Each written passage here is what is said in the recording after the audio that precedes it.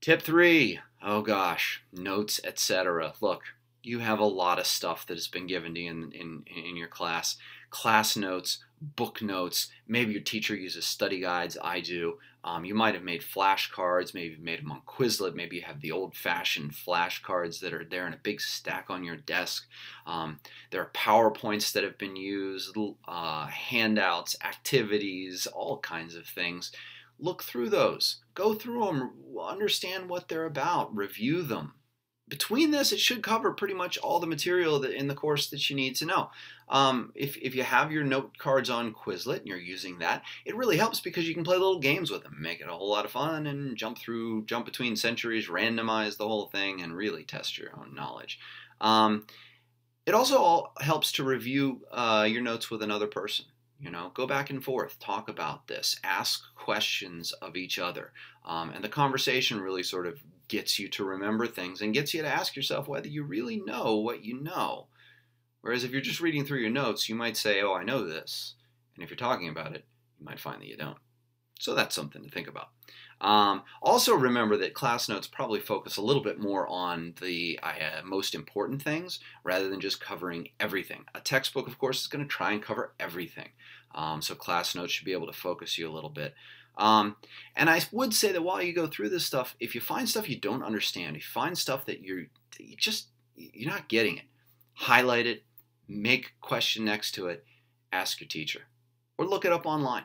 But find some way to answer that question. Don't just move past it. Tip number 4, there's test prep books out there. In my class, we use the 5 steps to a 5. Now, okay, look, this is not an absolute. It's a good overview of the major topics.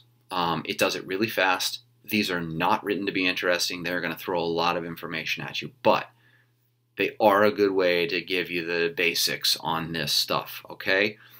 If you're going to do this, I say don't start with the Renaissance. That's always the mistake every single person makes. They start with the Renaissance and they get through, 1, 2, maybe even 3 chapters. They run out of time, and then when the next big test comes along, they go back and they start with the Renaissance and they get through the Reformation, and then maybe and it just they never get anywhere with it.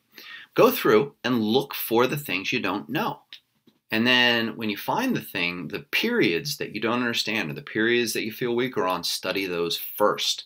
And leave the stuff that you know, and you probably know the Renaissance. Let's face it, this is the beginning of the year. This is when you're like really sitting there in class saying, hey, I'm going to be the greatest student ever in the history of AP Euro. So you probably know it pretty well. Whereas things that happen, in my experience, around Thanksgiving and Christmas, and maybe even in January and February, if you live in places where you might have snow days, it ruins the flow a little bit. And so so those you might be weaker during those periods. And there are some periods which just have more information and are harder to understand. Every year I find that absolutism is one thing my students have to go back and study for. All right. Usually there's a quiz at the end of these chapters. Take them, see how you do. All right. And then tip number 5, and this is kind of the last step here. It's a little thing that I call mind mapping. And in mind mapping, what you do is you take 2, 3, 4, 5, 6, however many you'd like, random terms. They could be events, they could be people, they could be movements, they could be pieces of art, they could be ideas, they could be almost anything. Put 2 of them together and try and figure out how they're related to one another. And don't grab 2 things that are really easy to relate to one another. Don't take Martin Luther and John Calvin and talk about how they're related to one another, because that's too easy. Take things from different centuries and then try and connect them to find some sort of theme or connection. And if you're doing this with other people, I always have my students do this on the whiteboard in my classroom because it makes for a really great conversation. But what I find is that when students are spending too much time looking things up in the book because you don't know the terms, the mind mapping isn't helping you. Scrap the mind mapping. Go back to tip number 1. All right? Start looking at those historical boxes because you need to do some work. And tip number 6, think about on test day. Okay, there's rules to this stuff, and these are very, very basic. Okay, rule number 1, there's that law of absolutes. Always, never. Remember those, because there's no gray area there. okay? Secondly, stay calm. This isn't astrophysics, guys. This is history, okay? It's understandable. You're not going to remember every single fact. They know that. I know that. Your teacher knows that. Do your very best, okay? But conceptually, this stuff isn't hard. There's a lot of information and there's a lot of things to know, but conceptually, it's not difficult. In other words, understanding it shouldn't be hard.